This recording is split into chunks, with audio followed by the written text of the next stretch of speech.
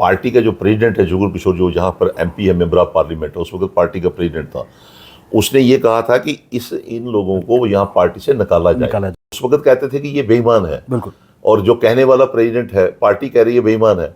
अब मुझे ये समझ नहीं आती है कि ये बेईमान है या पार्टी बेईमान है। ये पार्टी फिर उसी आदमी को टिकट दे रही है जिसको पार्टी एलिगेशन लगा रही है ये बेईमान है। रोड मैंने छोड़ी है, एक रोड उधमपुर से जहाँ पर आ रही है गब्बर तक, एक रियासी से सुजनतार जा रही है। 8 किलोमीटर का जो पैच है 16 साल में नहीं बना। मैंने नौ देवी में जो काम किया था या सियाड़ दरअसल में काम किया था, एक भी पत्थर नहीं लगाया।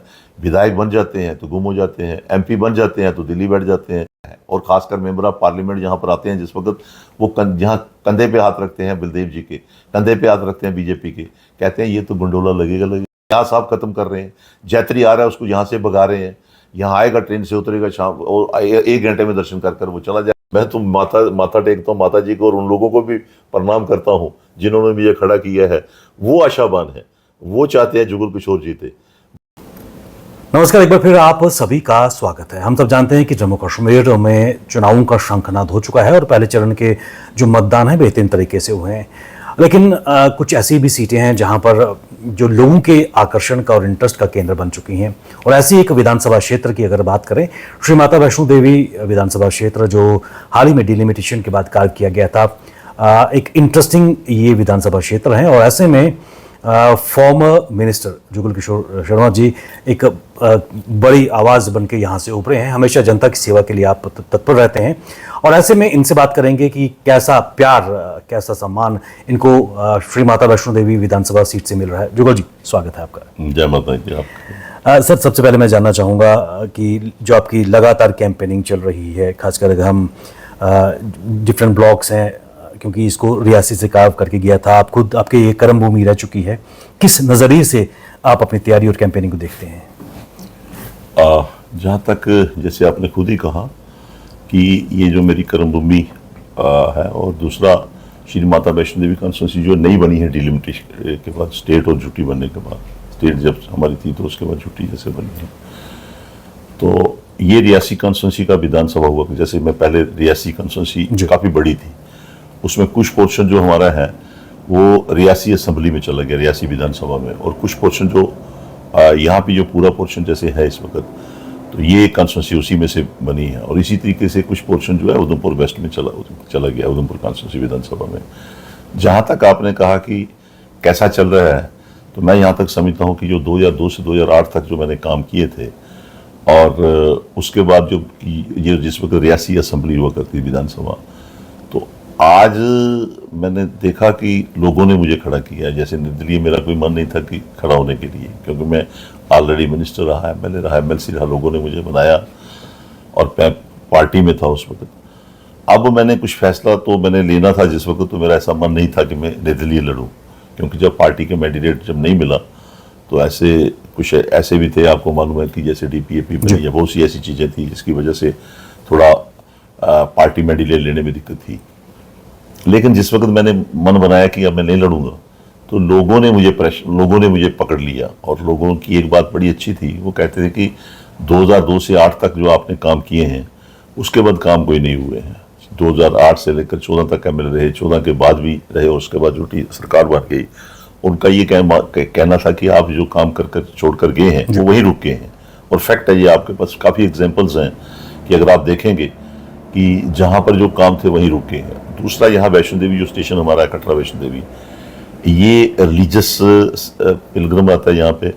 दूसरा, यहाँ पर कटरा वैष्णो देवी के अंदर और कोई कारोबार नहीं है। जब अभी आपने देखा कोविड था, तो सभी लोग कटरा वैष्णो देवी के लोग परेशान हो गए थे जब यात्रा नहीं आई, और यात्रा जब शुरू भी की तो इसको 5-6 महीने लगे अपने आप को दोबारा स्ट्रीम में आने के लिए। तो उस ढंग से सब लोग मायूस थे कि हमारे पास वैष्णो देवी की यात्रा ना हो तो हमारे पास कोई कारोबार नहीं है, और अगर यात्रा हो भी तो उसको अच्छे ढंग से यहाँ पर यात्री को फैसिलिटी ना मिले और यात्री यहाँ रुके ना। फैसिलिटी मीन्स यात्री को किसी ने कोई भी रिलीजियस जगह, आप कहीं पे भी चले जाओ, जैसे आप तिरुपति बालाजी चले जाओ या अदर्स जो रिलीजियस जगह हैं, यात्री के लिए अगर वहाँ उनको किसी न किसी तरीके से, चाहे वो डेस्टिनेशन डेवलप कर रिलीजियस जगह और फोकस डालकर यात्री का स्टे ना हो, तो यात्री आए, दर्शन करे, वापस चला जाए, तो उससे ना ही उस इलाके को फ़ायदा होता है और ना ही उस रियासत को फ़ायदा होता है। तो ये जो अभी जो इस वक्त जो दौर चल रहा था, इन दोनों चीज़ों पे था कि ना कोई डेस्टिनेशन डेवलप किया गया नया, जब हमने किए थे अपने टाइम पे, जैसे शिवखोड़ी था, दनसर था, सियाड़ बाबा था, इसी यात्री को हमने 25 लाख यात्री आज की डेट में शिवखोड़ी में जाता है और रोका हुआ है हमने, मतलब जम्मू कश्मीर के अंदर, रियासत के अंदर, वैष्णो देवी इस कटरा के अंदर रोका हुआ है। इसी तरीके से छोटे छोटे डेस्टिनेशन भी मैंने अपने टाइम पे बनाए थे। और दूसरा, यहाँ यात्री को अगर हमारे पास 1 करोड़ यात्री आता है, जैसे श्रीनगर में मान लो आपके पास 80 लाख यात्री टूरिस्ट आता है, वो 80 लाख मल्टीप्लाई 8 दिन से करेंगे तो इसका मतलब उसके 6 करोड़ के करीब है, 5 करोड़ के टूरिस्ट आता है, वहाँ पैक रहता है वहाँ पे। यहाँ हमारे पास 90 लाख यात्री आएगा, तो उसमें से हार्डली जो है टोटल साल में अगर आप कैलकुलेट करेंगे 90 को आप 70-80% आप निकाल दीजिए, जो आता है दर्शन करके चला जाता है। और जो हमारी यहाँ पर श्राइन बोर्ड बना है, जब से श्राइन बोर्ड बना है यात्रा बढ़ी है, लेकिन इनका फोकस यही रहा कि यात्री आए और चला जाए यहाँ से। ये 99% ये आड़ ये लेते हैं कि यात्री को हम फैसिलिटी प्रोवाइड कर रहे हैं, ये फैसिलिटी प्रोवाइड कम करते हैं, लेकिन अपने सोर्सेज ज्यादा क्रिएट करते हैं, कमर्शलाइज किया हुआ है, तो ये हमें नुकसान करता था। इन सब चीजों को देखते हुए सब लोगों का ये प्रेशर था कि जुगल किशोर को हम आप आइए, यहाँ पर खड़िए, आपने पहले भी फाइट किया है। 2002 से 8 तक जितनी भी यहाँ पर कारोबार था, चाहे यात्रा कम थी लेकिन कारोबार स्टेबल था। अब 8 के बाद यहाँ पर 2 दूसरे विधायक बने, तो यहाँ जितना कारोबारी दृष्टि से देखें तो पहले आपको मालूम होगा कि वैष्णो देवी की दूसरी रोड हमने रोकी थी अपने टाइम पे, उनके टाइम पे रोड भी बन गई यहाँ पे, और उनके टाइम पे यहाँ घोड़े और पिट्ठू का काम कम हो गया कि हालांकि यहाँ पर मेंबर ऑफ पार्लियामेंट रहे चौधरी लाल सिंह जी, लेकिन उनके टाइम पे ही रोड का काम शुरू हुआ। बातों में बड़े तेजी से बातें करते हैं, उनकी बातें सुननी हो तो दूसरा सोचता है कि इससे बड़ी आदमी कोई नहीं, लेकिन उनकी गलतियों से जैसे घोड़े पिट्ठू की रैली निकाल दी, घोड़े पिट्ठू का प्रेशर डाल दिया, सारा काम जो 20,000-25,000 आदमी काम करता था वो आज की डेट में 4,000 उन्हीं की गलतियों से मैं समझता हूँ। और उनके जो आगे जो काम करने वाले थे वो प्रेशर करते थे घोड़े और पिट्ठू को कि डंडे के जोर पे करना, जैसे उसकी भी आदत वही है। तो इसी तरीके से जो विधायक थे वहां पर रहे हुए थे मेरे बाद बलदेव जी, वो इन चीजों को देखते नहीं थे कि क्या नुकसान हो रहा है, क्या नहीं हो रहा है, कहाँ पे क्या दिक्कतें आ रही है, कहाँ पे नहीं आ रही हैं। तो उन सब चीजों को देखते हुए लोग मायूस थे कि आगे आने वाला जो समय है हमारे कटरा के लिए, ये खाली कटरा नहीं है, इस यात्रा से कटरा के इर्द गिर्द जितने हमारे ब्लॉक्स हैं, जो कॉन्स्टिट्यूंसी बनी है, जैसे ब्रह्माग ब्लॉक है वो भी लोग यहाँ काम करते हैं, कटरा ब्लॉक है वो भी लोग काम करते हैं, पैंथल ब्लॉक है वो भी, ये सारे लोग। और वो जो जहाँ लोग काम करते हैं, कोई घोड़े का, पिट्ठू का, किसी की दुकान है, कोई ऑटो है, कुछ है, इन सब चीजों को देखते हुए लोग मायूस थे कि आने वाले वक्त में, जैसे यहाँ पर मेंबर ऑफ पार्लियामेंट थे चौधरी अपना जितेंद्र सिंह जी, उन्होंने कैटेगरिकली कई दफा लोगों ने कहा कि यहाँ गंडोला लगा रहा है श्राइन बोर्ड, ये गलत है, कोई इसका प्रोविजन नहीं है। जबकि इतिहास ये बताता है वैष्णो देवी का, ये मुझे नहीं, आपको भी देखिए उनका इतिहास पूछिए कि माँ भगवती जो है, जो इस रूट से गई है, एक तो रिलीजियस सेंटीमेंट और उसको खत्म कर रहा है श्राइन बोर्ड, क्योंकि उसने एक दुकान खोली हुई है, वो उस एंगल से चल रहा है। रिलीजियस सेंटीमेंट्स को टोटली डेड कर रहे हैं जब से ये बना है। अब तो ज्यादा है, क्योंकि हम पहले कुछ था कि हम प्रेशर रहता था हमारा, हम बात करते थे, अब तो उनके पास फाइनेंशियली इंस्टीट्यूशन बन गया, ये सपोर्ट्स इनको सारी आ गई, जितनी भी वीआईपीज हैं, जैसे गवर्नर एलजी उसमें आ जाता है। और दूसरी जो मौजूदा जो 10 साल से सरकार बनी है जैसे सेंटर में, और उनकी जो सोच है वो इनको बिल्कुल सॉफ्ट तरीके से चलाते हैं कि जिससे रिलीजियस यात्री आए, लेकिन लोग जो लोकल हैं उनकी कारोबार जो उनकी तरफ नहीं देखा जाता है। इन सब चीज़ों को, और इसका नुकसान जो खाली कटरा को नहीं है और सराउंडिंग में भी है, लेकिन हमारी रियासत को भी, हमारी यूटी को भी है कि जो यात्री यहाँ आएगा रुकेगा नहीं, सिर्फ आएगा, दर्शन करेगा, एक ट्रेन से उतरेगा, दर्शन किया और वापस चला जाएगा। तो उससे लोग खफा थे, लोग नाराज थे कि आने वाले वक्त में और ज्यादा नुकसान हो सकता है। तो इन सब चीजों को देखते, क्योंकि इनकी सोच से, जैसे ये इलेक्शन लड़ रहे हैं मेरे सामने विधायक जी, वो तो कैटेगरिकल कुछ बातें ऐसी करते हैं, जैसे गंडोला की बात करेंगे, बस स्टैंड की बात करेंगे, वो उस तरीके से कहते हैं कि जैसे वो कहते हैं ये चीज तो होनी है, या एक ये तो लगेगी। जुगल जी, मैं उसके रीजन नहीं बताते क्यों लगानी है, मैं उस पर अब थोड़ी देर बाद में आऊंगा, लेकिन कहीं ना कहीं जिस तरह आपने कहा कि लोगों ने आपको मैंडेट दिया, हाँ लोगों ने, ये मैंडेट आपने पकड़ ली मेरी बात पूरी। जिस तरह आपने कहा कि माता वैष्णो देवी लोगों ने लाया बिना बुलाए। मैं जब घर पे अपना टेलीफोन बंद करके सो गया था तो मैंने कहा चलो रेस्ट करते हैं, हमने माता भगवती की वजह से यहाँ माता के चरणों में रहते हैं, एमएलए भी रहे, मिनिस्टर भी रहे, एमएलसी भी बने, तो मेरा मन थोड़ा ये था कि संतुष्ट था, कोई ऐसी नहीं कि नाराजगी। लेकिन कुछ वर्कर्स आ गए, फिर मैंने किसी को नहीं बुलाया, मेरे यहाँ पर 2-2.5 हज़ार आदमी आ गए, जहाँ पर मैं नीचे बैठ के, वो कहते इलेक्शन लड़नी है, तो मैं उनका आभारी हूँ कि उन्होंने मुझे अच्छा समझा, मुझे खड़ा किया। और मुझे लगता है कि आज अगर आप देखें सब जगह पे वो उन्होंने एक ही मन बनाया हुआ, सभी पार्टियां, सभी धर्म के लोग, हिंदू, मुस्लिम, हालांकि सभी पार्टियां भी मैं कह सकता हूँ। कुछ एलिगेशंस ऐसे भी थे जो इस वक्त मेरे सामने विधायक लड़ रहे हैं बीजेपी के, एक दफा उनको निकाला गया, फिर रखा गया। तो कुछ ऐसी बातें हैं जिसकी वजह से लोगों का मन था और लोगों ने खड़ा किया। ये आपने ठीक कहा, मैं आभारी हूँ लोगों का। जो दो चीजें मैं आपसे जानना चाहूंगा। एक तो जिस तरह आपने कहा कि लोगों का मैंडेट आपको मिला है, स्नेह और प्यार, लगातार आप कैंपेनिंग कर रहे हैं, चाहे हम कटरा ब्लॉक की बात करें, मुमाग में जा रहे हैं, बंथियाल में जा रहे हैं, तो काफ़ी स्नेह आपको लोगों का मिल रहा है, लगातार जनसभाओं को आप वहाँ पर संबोधित कर रहे हैं। और जिस तरह आपने कहा कि कटरा और उसके आसपास की अगर टूरिस्ट सर्कल्स को डेवलप किया जाता तो न केवल इस डिस्ट्रिक्ट बल्कि पूरे जम्मू संभाग की अर्थव्यवस्था बढ़ सकती थी। जो आपने विजन, जब आप खुद मिनिस्टर थे, कहीं ना कहीं उस विजन को आपने ट्रांसलेट किया, डिफरेंट सर्किट्स को डेवलप करके टूरिज्म के लिए लोग जो श्रद्धालु आते थे उनको रोकने का पर्पस था ताकि अर्थव्यवस्था का विकसित किया जाए। ऐसे में एक बहुत बड़ा मुद्दा बारीदरी का मुद्दा है, उसको किस नजरिए से देखते हैं और उस पर आपका स्टैंड क्या है, क्योंकि वो भी काफी खफा नजर आ रहे हैं। देखिए, एक तो आपने जैसे खुद कहा कि डेस्टिनेशन मैंने अपने टाइम पे डेवलप किए थे, नौ देवियाँ चले जाए वहाँ किया था, धनसर में चले जाए, वो सबसे बड़ा डेस्टिनेशन जो है जो जाते यहाँ पर 78 या 80 लाख आता था उस टाइम पे। शिवखोड़ी मैंने बोर्ड, कॉन्स्टिट्यूशनल बोर्ड बनाया और वहाँ जिस वक्त बना तो उससे पहले जब मैं एमएलए बना तो वहाँ 1 लाख यात्रा जाती थी एक साल की, और वो लोकल यात्रा। आज वहाँ पे जो यात्रा है वहाँ पे 25 लाख के करीब जाती है। तो इसका मतलब 25 लाख का जो स्टे जो है टाइम, जैसे उसमें सभी को फायदा, ऑटो वालों को, होटल को, गेस्ट हाउस को, या लोग जितना भी बिजनेस करते हैं ढाबे डूबे वाले, तो वो मैंने किया था। दूसरी बात में आपने बड़ी इंपॉर्टेंट पूछी, पुजारी और वारीदारों की जो बात की है, इनके साथ बेइंसाफी हुई थी कि जैसे हिमाचल में मंदिर टेक ओवर हुए थे, जो मैंने देखा है जिस वक्त मैं एमएलए बना, तो हमने जब उससे पहले भी हम लोग इनकी जो भी इशू इनके साथ हम चलते थे और हम कहते थे कि ये गलत है, लेकिन उस वक्त तक मुझे भी पता नहीं था जब मैं एमएलए बना कि मंदिर तो टेक ओवर हुआ, इनकी डिमांड है कि हमें हमारे साथ बेइंसाफी हुई, लेकिन ये इशू ना उनको मालूम था ना मुझे कि भाई हमें करना क्या, मांगना क्या है। तो जब मैं एमएलए बना, यहाँ हाउस कमेटी बनी और बनाई हमने, प्राइवेट बिल पेश किया मनकोटिया जी ने, और जब प्राइवेट बिल पेश किया तो हमने हाउस कमेटी बनी। उस वक्त हाउस कमेटी जब बनी तो हम खुद हिमाचल में चले गए। जब से सबसे ज़्यादा जो इम्पोर्टेंट स्टेशन है, जो माता जी के मंदिर हैं, वो आप कभी भी जाकर देख सकते हैं वहाँ पे, वहाँ हिमाचल में। और हिमाचल के मंदिर जितने हैं वो 1984 के एक्ट से उनको सबको टेक ओवर किया था, जो हमने वहाँ रिकॉर्ड देखा। और उसमें ये मेंशन था कि उस वक्त 40%, 35 के 40% के करीब जो टेक ओवर किया पुजारियों और वारीदारों को दिया था। जब वहाँ घूमे सभी मंदिर में, जितना भी है तिरुपति बालाजी, सॉरी चिंतपूर्णी, ज्वाला जी का जितने मंदिर है, एक ही एक्ट में वो किए थे। तो वहाँ लगा कि वो हिंदू, एक तो हिंदू सनातन धर्म की स्टेट, वहाँ हिंदू पॉपुलेशन ज़्यादा है, वहाँ एक्ट बना। तो वहाँ अगर वहाँ पर है तो फिर मैंने ये हाउस कमेटी में ये रिपोर्ट डलवाई, वहाँ हाउस कमेटी ने एक रिपोर्ट सबमिट की कि अगर वहाँ है तो यहाँ पर भी वही प्रोसीजर अडॉप्ट करना चाहिए था, और इस जो कॉन्स्टिट्यूशन बना है उसमें अमेंडमेंट होनी चाहिए और उसमें ये प्रोविजन होना चाहिए कि जो हिमाचल के अंदर है वो यहाँ पे होना चाहिए।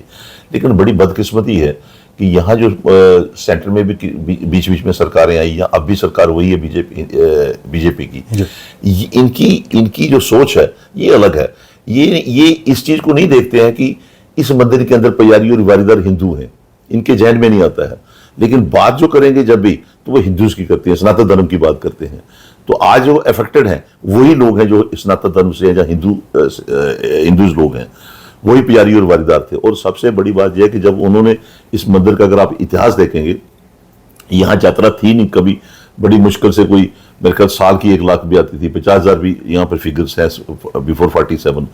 और उन लोगों ने, पुजारी और वारीदारों की कंट्रीब्यूशन है, उसकी माता की पूजा करने, कुलदेवी समझते थे, माता की पूजा करनी, और आगे के लिए यात्रा जैसे बड़ी है तो ये उनकी बड़ी कंट्रीब्यूशन है।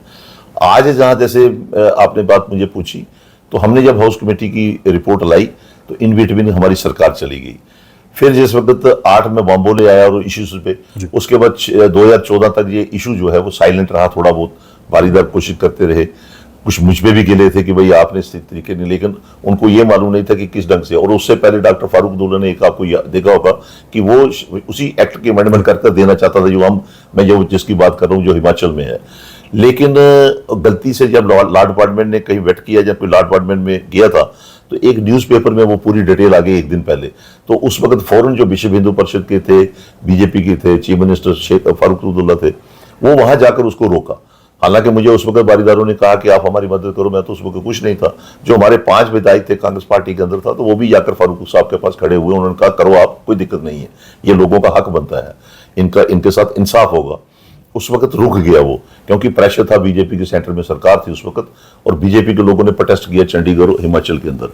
उसके बाद 2002 और 8 की बात मैंने आपको बताई कि हाउस कमेटी, फिर 2014 आया। 2014 के अंदर जिस वक्त ऐसी बात थी, लेकिन कोई उनकी सुन नहीं रहा था, और जिस वक्त इलेक्शन की वोटिंग के 3 दिन रह गए थे, तो अगर आप देखें रिकॉर्ड निकाल कर, तो उधमपुर में रैली थी, प्रधानमंत्री जी आए वहां पे, मोदी जी, नरेंद्र मोदी जी, तो वहां रैली खत्म हो रही थी, लोग उठ चुके थे, तो किसी ने, उन्होंने, जितेंद्र जी ने उनको स्लिप दी कि ये आप बात कहेंगे तो इससे हमें वोट मिल सकते हैं। ये बोर्ड की पॉलिटिक्स की। और उस वक्त उन्होंने कहा मोदी जी ने कि आप बैठिए मित्रों, मेरे जो उनका स्टाइल है बात करने का, मेरे भाइयों बहनों बैठ जाओ आप। तो उनको कहा कि पुजारी और बारीदार जो हैं वो उनको 1986 में जो टेक ओवर हुआ वो अफेक्ट हुए हैं, तो मैं उनके लिए परमानेंट सोल्यूशन निकालूंगा, परमानेंट उनका सेटल करूंगा। तो जब ये कहा तो सारे बारीदारों ने खुश हो गए, जो मेरे साथ भी चलते थे रात को, वो यहाँ आए, उन्होंने अपने घरों से झंडे झुंडे उठा लिए। मैं उस वक्त 1500 वोटों से हारा 2014 में। और उसके बाद 2014 के बाद उनकी जो प्राइम मिनिस्टर तो बोलकर चला गया, कोई फॉलो अप नहीं हुआ, किसी ने पूछा नहीं, कोई नहीं। इस वक्त सरकार भी यहाँ पर कोलिशन पीडीपी और बीजेपी की बन गई, और मैं एमएलसी अपर हाउस में था। जब 2 साल 3 साल नहीं पूछा, तो जब मेरा लास्ट ईयर था, मैं कोशिश की 1-2 दफा मैंने पहले प्राइवेट बिल लाने की, लेकिन मुझे ये मना करते रहे कि आज हो जाएगा, प्राइम मिनिस्टर ने बोला कल हो जाएगा। और प्राइम मिनिस्टर की ने जब कहा हो, तो मुझे लगता है कि इससे ऊपर तो कोई आवाज थी नहीं। तो प्राइम मिनिस्टर के कहने के बाद जिस वक्त नहीं हुआ, तो मैंने प्राइवेट बिल अपर हाउस के अंदर डाला। मैंने कहा उसी प्रोसीजर पे वो, अब मैंने कई दफा मीडिया में भी दिखाया, तो मैंने प्राइवेट बिल लाया। प्राइवेट बिल लाते समय जो अपर हाउस के अंदर जो हमारे 35 का हमारा हाउस था, उसमें मेजॉरिटी जो थी बीजेपी की ज्यादा थी, क्योंकि सरकार भी इनकी थी, एमएलसी भी बने हुए थे। मैंने एक एक को बड़ी बड़ी सबको कहा कि मैंने कहा ये जो है, ये आपके प्रधानमंत्री जी जो आपके हैं, या हमारे प्रधानमंत्री लेकिन आपकी पार्टी के हैं, उन्होंने वहां पे कहा है, ये बात कही है कि मैं पुजारी और बारीदारों और पुजारियों का परमानेंट सोल्यूशन निकालूंगा। अब मैंने कहा उनको है याद का नहीं है, लेकिन आप लोग तो यहाँ हैं, मैंने बिल लाया तो आप मुझे वोट दो, जिससे ये बिल पास हो जाएगा। पर उसका जब बिल पास हो जाए तो कानून अमेंडमेंट हो सकती है, लेकिन उस वक्त उन्होंने वोटिंग नहीं की, वो उन्होंने खिलाफ वोट दिया। तो मैंने काफी कुछ बातें वहां की, अब उस वक्त रह गया। उसके बाद 10 साल तक ये इशू रहा। फिर मैंने पार्लियामेंट के अंदर, हमारे एक राजन बेचारे एमपी है, मेरे दोस्त हैं, मैंने उसको कहा कि पूछो, जो उसने पार्लियामेंट एमपी ने कहा क्या, उसका जो प्राइम मिनिस्टर ने कहा उसका क्या रिप्लाई आता है कि क्या वो एक्सरसाइज कर रहे हैं कि नहीं कर रहे हैं। इनकी तरफ से भी बहुत सी एफर्ट्स थी, बहुत से लोगों से मिले, बारीदारों पुजारी फैमिली के लोग, जो इनकी संघर्ष कमेटी है, तो ये मिले तो सब जगह पे, जैसे जो पार्टी के प्रेसिडेंट थे उसको मिले, जितेंद्र जी को 10 दफा मिले, या और भी जो सीनियर लीडर्स थे उनको कहा कि आपके हमें प्राइम मिनिस्टर ने एश्योर्ड किया है तो आप हमें दो। लेकिन 10 साल तक उन्होंने नहीं दिया, कुछ भी ऐसा कोई नहीं। और मैंने जब पार्लियामेंट में बोला तो वहां से रिप्लाई आता है कि ये ऐसी कोई एक्सरसाइज है, ऐसी कोई बात नहीं है। जब ये बात है तो ये मायूस थे। फिर आज आप खुद ही देख लीजिए कि प्राइम मिनिस्टर यहाँ पर आए, लोगों को ये था कि 10 साल के बाद शायद जो उन्होंने बात कही थी कोई कहा जाएगा। और मेरे ख्याल जो मेंबर ऑफ पार्लियामेंट जिन्होंने उनको स्लिप दी थी उस वक्त, जब उन्होंने कहा था कि परमानेंट सोल्यूशन के लिए, तो वो भी इसी स्टेज में थे, उस स्टेज में भी थे, इस स्टेज में भी थे। लेकिन जब उन्होंने कल जो परसों जो कहा 2 दिन पहले, वो तो बड़ा एक किस्म का एक मजाक टाइप बात कही उन्होंने, और बड़ा हताश हो गए लोग सभी। हताश सिर्फ बारीदार और पुजारी नहीं है, जो सुन रहे थे कि प्राइम मिनिस्टर ने एक बात कही, कल कही, कुछ कही 10 साल पहले, आज कुछ कह रहे हैं। और 10 साल के बीच में ये माँ भगवती का कृपा है कि अभी वही प्राइम मिनिस्टर है। अगर बीच में चले जाते वे तो बात खत्म हो जाती है, लेकिन उनके मुख से यहाँ पे निकला माता जी के चरणों में। उन्होंने ये कहा कि जो पुजारी बारीदार, पहले कुछ कहा, आज कल कहा कि जो पुजारी और बारीदारों का इशू है, इशू नहीं कहा उन्होंने, उनके लिए हमने ऑलरेडी 9 करोड़ रुपए की हमने हेल्प की है एजुकेशन सेक्टर में, और 3.5 करोड़ रुपए हमने हेल्प की है उसकी रिलीफ के तौर पे, इसकी शादियों के लिए, बच्चियों की शादियों के लिए। ये जो चीज है, ये इन्होंने अपने पे ली। हालांकि ये श्राइन बोर्ड देता है, चलो हम मानते हैं कि ये श्राइन बोर्ड की गलती से कह दिया होगा, लेकिन ये जो है, ये उस कॉन्स्टिट्यूशन के जो उनको डिमांड है, ये उस डिमांड के दायरे में नहीं आता है। डिमांड सेपरेट है। ये ऑलरेडी जब श्राइन बोर्ड बना था, जो संघर्ष कमेटियां जहां की इनकी थी, बारीदारों की जो सदर कमेटी थी यहाँ पर बनी हुई, उसमें इनके प्रेसिडेंट थे, आज नहीं है इसमें इस संसार में, मास्टर कृष्ण सिंह जी। उनकी थी कि हमारे बच्चों के लिए आप कुछ करें, ये अलग से था। जो उनकी डिमांड थी कि हमें जैसे बाकी मंदिरों में है तो हमारे साथ भी टेकर, वो एक अलग डिमांड है, कॉन्स्टिट्यूशनल जो उनका राइट बनता था उसके लिए वो डिमांड करते थे। लेकिन इन्होंने उस वक्त संघर्ष की कमेटी बनी हुई थी, काफी पुरानी संघर्ष committee, master Krishna Singh ji president थे संघर्ष कमेटी के। उन्होंने ये, उनके कहने पे ये रिलीफ फिक्स हुआ था आज से 25-30 साल पहले। ये वक्तन वे वक्तन बढ़ता रहता है जब जैसे वैल्यूएशन बढ़ती है। उसी तरीके से यहाँ संघर्ष कमेटी के जो चेयरमैन प्रेसिडेंट थे शेर सिंह जी हैं, अभी भी हैं शायद, तो ये उनकी भी डिमांड ये जॉइंटली करते हैं, लेकिन उसका पार्ट नहीं है जो प्राइम मिनिस्टर ने कहा था कि मैं परमानेंट सेटल आपको सेटल करूंगा। तो जब कल उन्होंने कहा तो एक बड़े हताश हुए लोग, और मैं समझता हूं कि ये एक बड़ी हैरानगी की बात है कि जब देश का प्रधानमंत्री एक दफा कहे और उसके साथ पीएमओ हाउस में मिनिस्टर हो, उसने पहले कहलवाया हो कि परमानेंट सेटलमेंट करेंगे, और आज वो जो बात कर रहे हैं तो मेरी समझ से बाहर है कि देश की कैसी ये कौन सी इसको पॉलिटिक्स समझे, या जो बात कही है वो कैसे किस एंगल से कहें। हालांकि वहां पर आज की डेट में इसको कॉन्स्टिट्यूशनल अमेंडमेंट करनी होते 10 मिनट लगते हैं, और इसका मतलब ये नहीं है कि कॉन्स्टिट्यूशनल अमेंडमेंट कर दी तो बोर्ड खत्म हो गया, बोर्ड रहे, लेकिन जो उनकी डिमांड है अमेंडमेंट कर आप उनको 5% 10% जो भी देना चाहते हैं, क्योंकि काफी गरीब लोग हैं। कभी आप बैक साइड पे चले जाइए, उनका देखिए, यहाँ देखिए, तो ये सारी इनकी हालत बड़ी, उसमें तो राइट बनता है। श्री माता वैष्णो देवी असेंबली कॉन्स्टिट्यूंसी की अगर बात करें तो लगभग 56,000 के आसपास वोट है, और बारीदरीज के कोई 15,000 के आसपास वोट है, तो एक डिसाइसिव फैक्टर उनका वोट रहेगा इन इलेक्शंस में। नहीं, ये उस वक्त लगता है जब आप नॉलेज क्रिएट करते हैं। जब मैंने आपको पहले कहा कि जिस वक्त उसने कहा तो मैं 1500 वोटों से लूज हुआ, तो उस वक्त जगदम प्राइम मिनिस्टर ने लालच क्रिएट किया। वर्तमान समय में क्योंकि एक मायूस, मैं उसकी भी बात बताता हूँ ना एग्जाम्पल। मैं जिस वक्त वहां बेशक मेरा 1500 वोट कर, लेकिन उस वक्त भी मुझे प्यारी बारीदारों का एक इशू तो वो अपना है, लेकिन वो डेवलपमेंट भी चाहते हैं, विकास भी चाहते हैं। तो जो लोग विकास के साथ हैं, यहाँ का जब मैंने काम किए थे उसमें भी अगर आप टोटल निकालें, टोटल जो वोट इनका है कोई 10-11 के करीब है, 9 और 10 के करीब है, लेकिन उस वक्त भी मुझे 3000 वोट या अपना हिस्सा मुझे मिला था, जो मैं फालतू एक्सेप्टेशन करता था कि इस इशू को मैंने भी थोड़ा हैंडल किया है तो मुझे मिलेगा। लेकिन यहां तक मैं समझता हूं कि उस वक्त भी मुझे हिस्सा मिला। आज भी अगर यहाँ प्राइम मिनिस्टर भी कहकर जाते कुछ ना कुछ, तब भी मुझे कुछ ना कुछ मेरा हिस्सा जो होता है वो मिलता है, मेरे साथ चलते हैं। लेकिन आज जो आप कह रहे हैं कि मायूस है, ये वाकया है।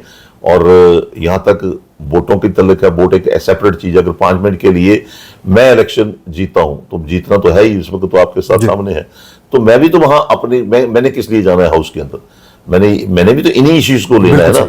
तो वहां जाकर यहाँ तक मेरा तल्लुक होगा, मैं तो वहां जाकर अमेंडमेंट के लिए अपना जो बिल तो पेश करूंगा। अगर सरकार बन गई तो सरकार के तरीके से, अगर मैं अपोजिशन में होता हूं तो मैं अपोजिशन के तरीके से करूंगा। और जब मैं पहले गया था उस वक्त मुझे इतना एक्सपर्ट नहीं था, अब तो मैं एक्सपर्ट बन गया हूं, तो मैं इस इशू को टेकअप करूंगा, और वहां उस इशू में जब टेकअप करूंगा इस बात को भी रखूंगा कि प्राइम मिनिस्टर ने वहां क्या कहा और यहाँ क्या कहा। जुगल जी, की इंपॉर्टेंट चीज यहाँ पर नजर आती है, भारतीय जनता पार्टी एक बिखरा हुआ यहाँ पर नजर आ रही है, क्योंकि पहले रोहित दुबे को सीट दी गई और उसके बाद कुछ मिनटों में ही सीट उनसे निकाल ली गई, जो मॉडिफिकेशन आई थी पहले चरण की, और उसके बाद बलदेव राज शर्मा को दी गई। तो एक रिजेंटमेंट खासकर रोहित दुबे के जो अपने कैडर्स हैं उनमें नजर आ रही है। सूर्य साहब, आप तो बड़े एक मीडिया के बड़े एक पर्सनैलिटी हैं और एक अच्छा एक आपका इसमें पीरियड रहा है। आपने ये बात पूछने से पहले आपने मुझे खुद ही कहना चाहिए था कि जिसको टिकट दी है, शायद आपको भी मालूम होगा, नहीं तो मैं आपको अभी रिकॉर्ड एलिगेशन नहीं थे, एलिगेशन सेपरेट चीज है। पार्टी का जो प्रेसिडेंट है जुगल किशोर, जो जहां पर एमपी है, मेंबर ऑफ पार्लियामेंट है, उस वक्त पार्टी का प्रेसिडेंट था, उसने ये कहा था कि इन लोगों को यहाँ पार्टी से निकाला जाए। हाउस के अंदर स्पीकर को लेटर लिखा था, जो चीफ व्हिप वहां पर था, जब पार्टी का लीडर CLP लीडर था, उसने स्पीकर को कहा इनको निकालो, और फिर खुद पार्टी उनको निकाल रही है। तो मुझे आप बताओ, रोहित जो था वो बीजेपी का फैमिली से बिलोंग करता था, इसका वर्कर भी था, इसके फादर भी इसके वर्कर थे। अब मेरी समझ से बाहर है जो बात कर रहे हैं, मैं उसको यू टर्न लिया गया है, यू टर्न नहीं लिया। अब उस वक्त कहते थे कि ये बेईमान है, बिल्कुल, और जो कहने वाला प्रेसिडेंट है, पार्टी कह रही है बेईमान है। अब मुझे ये समझ नहीं आती है कि ये बेईमान है या पार्टी बेईमान है। ये भी बात इसमें देखने वाली बात है ना, कि पार्टी फिर उसी आदमी को टिकट दे रही है जिसको पार्टी एलिगेशन लगा रही है ये बेईमान है। अगर उसको एलिगेशन उसने पार्टी ने धोए हैं, तो मैं समझता हूं कि किस एंगल से धोए हैं, कि मुझे हमें ये बताया पार्टी बेईमान है या ये बेईमान है। ये तो सामने पक्ष, उस वक्त तो पूरी स्टेट में ये था ना सारी चीजें। दूसरा मजेदार बात जो मैं समझता हूं कि शायद प्राइम मिनिस्टर को इस बात का पता चला है। आप अगर क्लिप निकाल कर देखें, एक्टिविटीज देखें इस प्रोग्राम की, तो प्राइम मिनिस्टर का जो रुझान था वो उसकी तरफ नहीं था, उसकी तरफ वो देख भी नहीं थे। हालांकि उसने कोशिश की वो शाल देने की, उनको जब उन्होंने शाल लिए तो एक साइड पे मतलब गुस्से से छोड़ता ना, जैसे उस तरीके से छोड़ा। और रोहित ने जब वो चुन्नी डाली तो बड़े प्यार से चुन्नी ली और उसको 5-10 मिनट रखा डालकर। तो इसलिए मैं समझता हूँ कि जो आपने मुझे उत्तर दिए ये तो खुद आपने जानना चाहिए, पूछना चाहिए। सबसे पहले तो आपने जुगल किशोर एमपी को पूछना चाहिए जो मेट्रो चलाता है जम्मू में, उनको पूछना चाहिए कि आप तो यहाँ पर मेंबर ऑफ पार्लियामेंट हैं और आप उस आदमी की कैंपेन कैसे करेंगे जिसको आपने पार्टी से निकाला है, या आप बेईमान है या वो बेईमान है। अब बिल्कुल चलते चलते यहाँ से आगे और कौन से मुद्दे हैं जो कटरा की आवाज बन के आप उभारेंगे? एक तो मैंने आपसे खुद ही कहा कि कटरा के बिजनेस को हमने 30 साल से सेफ रखा है। कोई भी इशू हुआ हो, चाहे रोड का हुआ तो अपने टाइम पे उसको रखा। घोड़े पिट्ठू का जो इशू था मेरे टाइम पे श्राइन बोर्ड के पास नहीं जाने दिया था, मेरे बाद बलदेव जी आए तो ये श्राइन बोर्ड को चला गया था। आज उनकी भी आने वाले वक्त में, क्योंकि कमर्शलाइज स्टेशन है, ये एक प्रॉब्लम नहीं है जहाँ पे हम 30 साल प्रॉब्लमों से ही लड़ते रहे जब से हमारा जीवन पॉलिटिक्स में गया, और लड़ाई भी इस ढंग से की कि हमने जीत कर वापस निकले थे। आज की डेट में सबसे पहले तो कटरा की जो कारोबारी दृष्टि से जो लोग काम करते हैं उनकी सेफ्टी के लिए। दूसरा उससे ज़्यादा जो है कि जो काम मैं छोड़ कर आया हूँ, आप कभी देखें जाकर जहाँ रोड मैंने छोड़ी है, एक रोड उधमपुर से जहाँ पर आ रही है गब्बर तक, एक रियासी से सुजनता तक जा रही है। 8 किलोमीटर का जो पैच है 16 साल में नहीं बना है। पानी की स्कीम मैंने एक छोड़ी है, पांगन पे एक स्कीम है, जैसे मान लो उसकी 5 स्टेजेस हैं। टैंक मैंने बना दिए, पानी का वहाँ पर जो सारा बिजली का जो स्टेशन बना दिया, लेकिन पानी उस 16 साल में उन वाटर टैंक में नहीं पड़ा। और जो लोग इस वक्त देखते हैं वो कहते हैं ये तो जो जितने भी आपने टैंक बनाए हैं ये तो अब तो फट रहे हैं ये। तो इसलिए मैं समझता हूँ कि जो 16 साल में जो काम मैं छोड़कर आया हूँ, जैसे मान लो मैंने शिवखोड़ी छोड़ा था, 2 एमएलए रहे, 2 एमपी रहे, आज वहां देखो जो मैंने छोड़ा था, जो मैंने काम किए थे, एक भी पत्थर इन्होंने नहीं लगाया। मैंने 9 देवी में जो काम किया था या सियाड़ दरअसल में काम किया था, एक भी पत्थर नहीं लगाया। विधायक बन जाते हैं तो गुम हो जाते हैं, एमपी बन जाते हैं तो दिल्ली बैठ जाते हैं।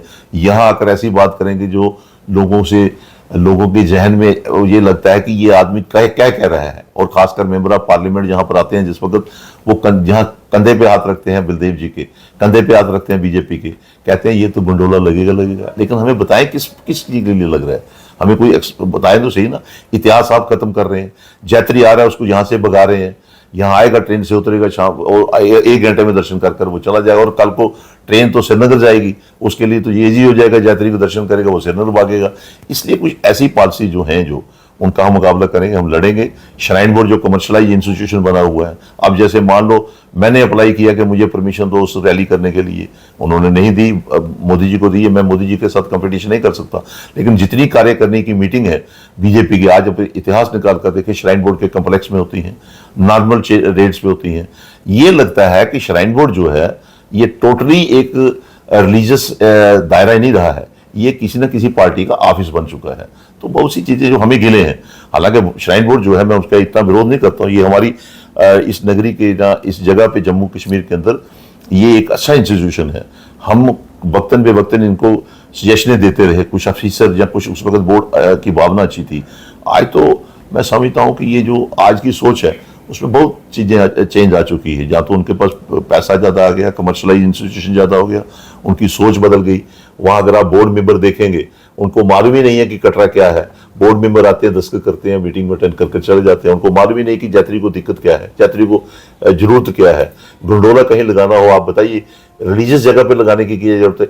जब यात्री का जो यात्रा स्टेशन है, तो यात्रा उस बाब से चलती है कि मैं हरिद्वार में जाता हूँ, हरिद्वार में कितनी गंगा है, हर की पौड़ी में क्यों नहाते हैं, क्यों नहीं दाएं बाएं नहाते हैं लोग, ज्यादा तो हर की पौड़ी में नहाते हैं। रिलीजियस सेंटिमेंट्स को ये कुचल रहा है श्राइन बोर्ड। और अगर आप देखें टोटली कमर्शलाइज इंस्टीट्यूशन बना हुआ है। तो मैं बिल्कुल मैं आपसे जानना चाहूंगा, आप खुद कितने आशावान हैं? 25 तारीख को यहाँ पर मतदान है, और जुगल जी कितने आशावान हैं? नहीं, वो तो लोग आशावान है, मुझे थोड़े जिन्होंने खड़ा किया जो उनकी है। मैं तो माथा टेकता हूँ माता जी को, और उन लोगों को भी प्रणाम करता हूँ जिन्होंने मुझे खड़ा किया है। वो आशावान है, वो चाहते हैं जुगल किशोर जीते। मुझे जो खड़ा होता है उसकी तो वो तो चाहता है, लेकिन जो लोग मुझे जिन्होंने खड़ा किया, वो तो आप देखो चौकीदारी तो वो कर रहे हैं। यहाँ तो कुछ लोग ऐसे भी कंपेन कर रहे थे, बाहर से आए हुए थे, बिहार से, यूपी से लेडीज आई हुई थी, उत्तराखंड से आए हुए थे कुछ लोग। तो जब वो कंपेन कर रहे थे, लोग वोट मांग रहे थे, तो लोगों ने, कुछ लोगों ने तो यहाँ तक कहा कि आप हमें वो कहते हैं चूहे मारने वाली दवाई, वो हमें खिला दीजिए, बना दीजिए इसको, क्योंकि इसने तो बेचना ही बेचना है, पार्टी को भी बेचना, हमें भी बेचना है, दूसरे के लिए कहते हैं। ये ओपन सी बात है। तो इसलिए मैं समझता हूँ जो आप कह रहे हैं कितना आशावान है, ये मैं नहीं हूँ, पब्लिक आशावान है। मैं तो हूँ, लेकिन पब्लिक इस वक्त आप देखें, मैं कहीं घर से निकलता हूँ तो पब्लिक मुझे घेर लेती है। तो मैं ये भी नहीं सोचता कि किस ढंग से लोगों को, ये सब माता रानी की कृपा है। ये लोगों ने भी खड़ा किया, उसने भी खड़ा किया। बिल्कुल जी, हमारी शुभकामनाएं आपके साथ हैं। और क्योंकि आप एक बुलंद आवाज़ हैं रियासी की, और खासकर इस विधानसभा क्षेत्र की 25 को जो भी हैं, क्योंकि लोग आपके साथ हैं, और हम आशावान है कि परिणाम भी आपके फेवर में आएंगे। आपका ने समय निकाला हमारे साथ इस देखिए कितना हुआ, लोग भी हैं, माता रानी भी है, मीडिया वाले भी मेरे साथ हो गए, तो फिर बताओ मुझे क्या चिंता है। आपने अपना समय निकाला, क्योंकि कैंपेनिंग के इस बिजी शेड्यूल में से आपने हमारे लिए समय निकाला। आपका बहुत बहुत धन्यवाद। जय माता की। ये थे जुगल किशोर जी, जो श्री माता वैष्णो देवी विधानसभा क्षेत्र से खड़े हैं, बुलंद आवाज जम्मू कश्मीर की रह चुके हैं, और खासकर जो इश्यूज हैं, खासकर जो पारंपरिक मार्ग है, और जो माता वैष्णो देवी की जो यात्रा है, श्रद्धा और धार्मिक भाव और पारंपरिक तरीके से इस यात्रा को चलाने का प्रयास किया जाएगा। बारीदरी जो एक बहुत बड़ा इशू है, उस इशू को लेकर भी इनकी आवाज बुलंद है, और खासकर जनता ने इन्हें मैंडेट दिया और जनता ही इनको जिताएगी। आप बने रहिए हमारे साथ, हमें दीजिए इजाजत। नमस्कार।